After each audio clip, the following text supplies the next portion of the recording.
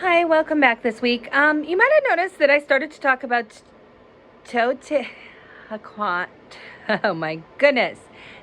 Teotihuacan. Um, Teotihuacan. Sorry, I really struggle with Native American pronunciations. Um, Very phonetic reader, so certain things really trip me up. Sorry about that. But anyway, we're going to talk about this ancient city. There are about 200,000 people that lived here. Now, this is crazy. Now, there were so many different types of buildings here. We have temples and pyramids. We have apartments even, as well as individual housing. We also were going to see things like paintings, scripts. They had their own historians. There is a Senate government. It's not a monarchy, so there's some choice and some form of democracy for the people. And we're going to see this culture remain powerful until the Spanish conquer them. Now the Mayans. The Mayans are going to live are around for more than 1,000 years. Oh no, my dog just knocked this over. See him? He is sitting on the cord for my phone, so sorry about that. So the Mayans are around for more than 1,000 years. They have city-states, and they also have historians. Now, I went to Chichen Itza, which is this really cool temple that a couple times a year during certain alignments of the sun, you see a snake crawling down the temple steps.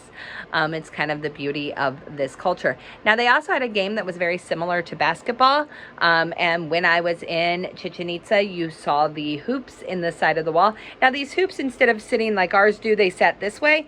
And the way that this game was played was this really heavy rubber ball was hit off of your hip, and you tried to hit it off your hip through the hole.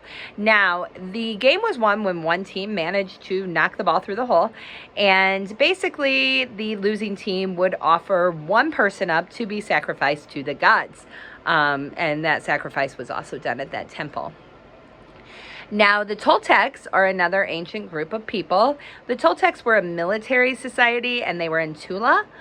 So when people go to the ruins in Tula, those are from the Toltecs. Now, about 40,000 people lived in this area. Now, the Aztecs are perhaps the most fun of all of the native cultures to talk about. I am obsessed with Aztec history. I think it's super interesting.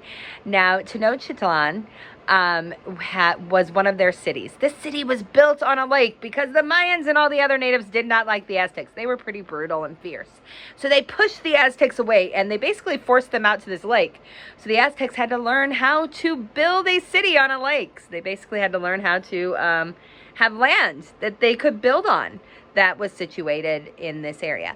So more than 200,000 people actually lived in Tenochtitlan. And they used a whole bunch of different old religious practices. They did wage wars for captives. Now, the reason that the Aztecs thought that they needed captives was to keep their gods happy. You needed to keep the gods happy by sacrificing your captives to them.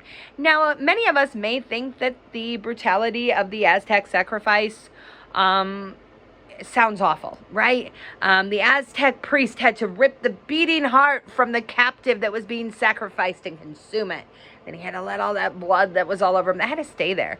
He wasn't allowed to wash it off. So we can only imagine what the Aztec priest smelled like. I'm going to guess pretty bad.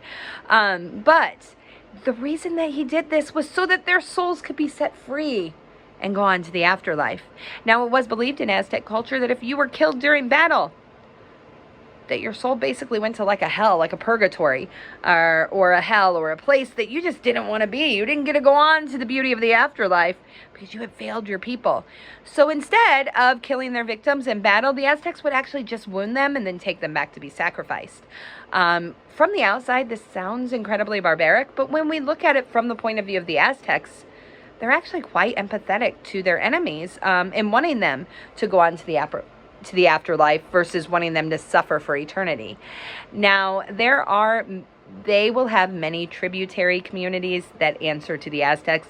These are smaller groups of Native Americans that the Aztecs offer military protections kind of for, or go to battle for. But they have to constantly provide the Aztecs with sacrifices, right? And they do these human sacrifices to the gods on a pretty regular basis.